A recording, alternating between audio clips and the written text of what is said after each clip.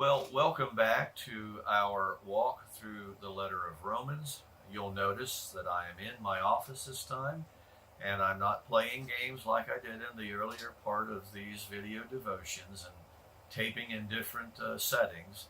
Uh, my office is simply the best place for me to do that, given the time that I have available to do this devotion today. I hope you've read chapter 14 of Romans and you prepared your heart through prayer. This is part 2 of unconditional election.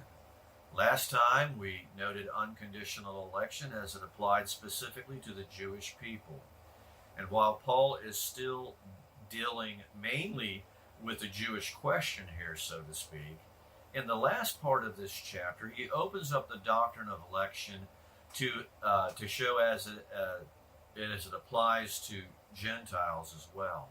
You will note in verse 24 that Paul says God calls from among both Jews and Gentiles. In verse 25, that Gentiles have become sons and daughters of the living God, just like some of the Jews.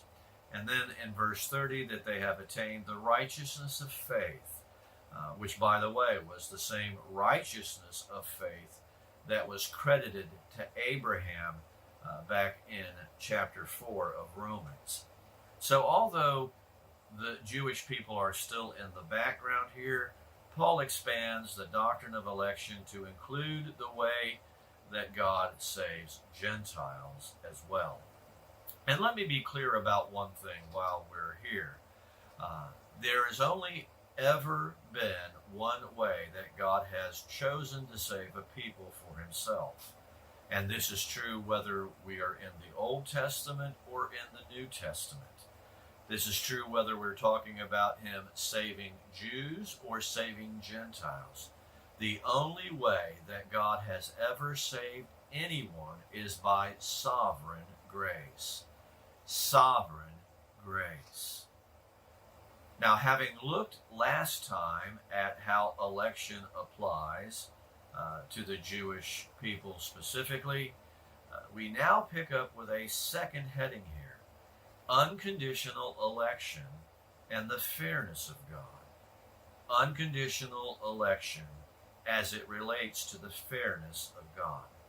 Now, notice that in anticipation of the question that many will want to ask, because Paul has just revealed in verse 13 that salvation is by God's free and sovereign choice, and the implication for those he does not choose, like Esau, Paul brings up the issue of fairness or justice. It is almost as if Paul makes this radical comment about loving Jacob and hating Esau, that he can hear all of the boos and the hisses in his mind's eye from the gallery. That's just not fair, Paul. But I want you to take a look at verse 14. What shall we say then? There is no injustice. There is no lack of fairness with God, is there? May it never be. You know what I think Paul really wanted to say here? If I've heard this once, I've heard it 1,000 times. If election is true, then God is not just. He's just not being fair. Well, maybe that's not what Paul wanted to say, but it's surely what I would want to say in the same situation. And it seems to me that the issue of fairness and justice is always brought up with what the Bible teaches about election. I cannot begin to tell you how many times I myself have heard the words, "But that's not fair, Brother Mike. That's not fair, preacher," when I'm trying to tell someone about the doctrine of election. But listen, you and I do not want God to be fair with us. No, we want God to be rich in mercy toward us. If God did the fair thing, he would let all rebellious men and women who have ever lived since the fall, including Adam and Eve, to perish in unbelief. And I think this is why Paul says, "May it never be," or "perish such a thought." Those strong words are translated in different ways such as by no means or God forbid. In other words, none of us should ever dispute the fact that in God there is absolutely no unrighteousness, there is absolutely no injustice, and there is absolutely no lack of fairness in God. Now, Paul gives several answers to this issue of fairness with regard to the doctrine of election here. And the first answer to the question of election and fairness, being fair, is that Paul takes us to the sovereignty of God in his grace. The sovereignty of God in his grace. Look at verse 15. For he says in Moses, I will have mercy on whom I will have mercy, and I will have compassion on whom I will have compassion. What's he saying? God has the sovereign right to choose those on whom he has mercy and compassion. You know, no one has a problem with God being sovereign over the way he governs the universe. Very few bat an eye when we say that God is sovereign over the dispensing of moral justice or to set the standards of human behavior. But when it comes to salvation and to the dispensing of his mercy and grace, 90% of Christians, I'm not talking about lost people, but 90% of Christians want to get off or jump off that train.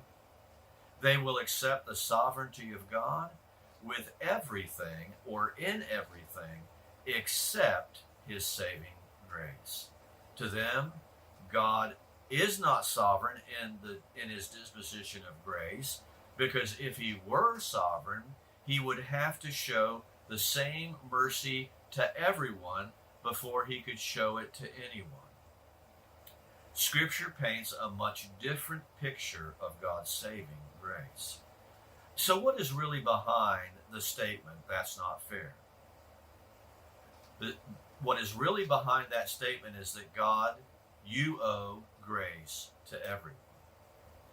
If grace is owed, though, my friends, it's not grace at all. The very essence of grace is its voluntary character. The very nature of grace is that it is completely undeserved and unmerited.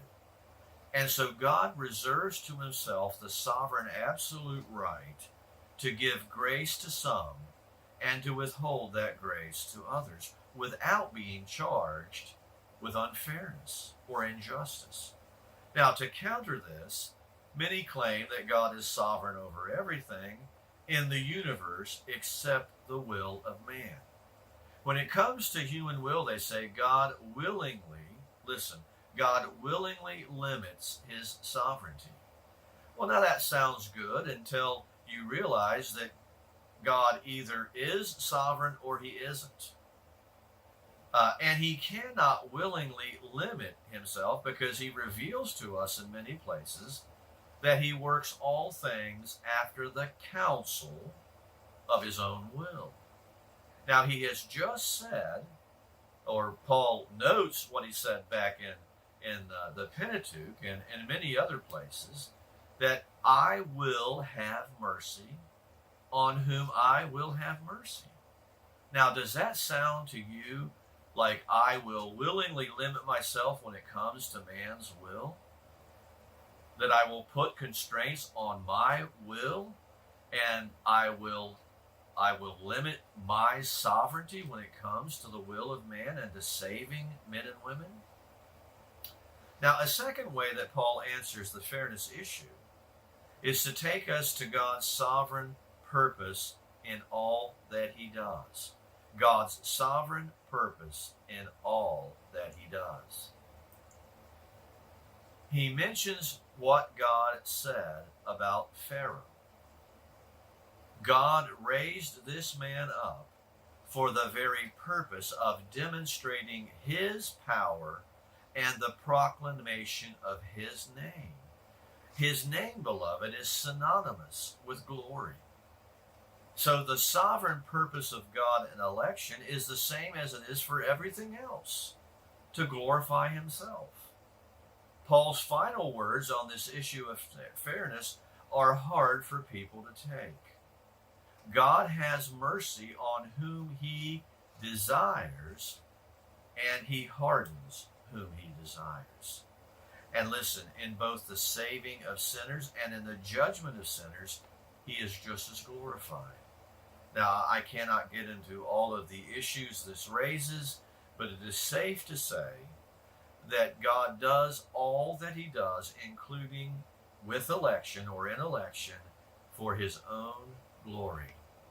Now, what we need to understand here is the way God's justice and mercy are tied together in election.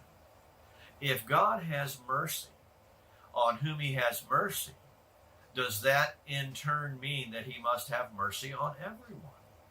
You know, the American president is given the ability to pardon those who are in prison. Now, if he pardons one person, does it stand to reason that he is obligated then to pardon all prisoners? Of course not. And I want you to think about Jacob and Esau again. When Jacob received grace, Esau did not receive injustice. When Jacob received grace, what Esau received was not injustice. See, God withheld his mercy from Esau, mercy to which Esau had no claim. But the withholding was not an act of injustice on God's part. Jacob got mercy, Esau got justice. The elect get grace, the non-elect get justice, but nobody, and underline that word nobody, gets injustice. Those who argue against election will throw up their hands finally and say this: why does God then find fault? For who resists his will? Though it might seem to be a legit question, it shows that those who ask it do not truly understand the glory of God and the relationship of God between God and humankind. So the third thing that Paul relates here in this chapter, the third main thought, is unconditional election and the glory of God. And the first thing to note here is that it is not within the jurisdiction of man to complain or to question the prerogatives of God. Man seems to forget the dynamics of the relationship between God and mankind. He is the potter, and we are the clay. He has every right to make from the same lump of clay one vessel of one kind and another vessel of a different kind. For a man to question God's will in saving grace is as silly as a pot questioning its maker. Why did you make me like this and not like that? Verse 22 is really the key verse here.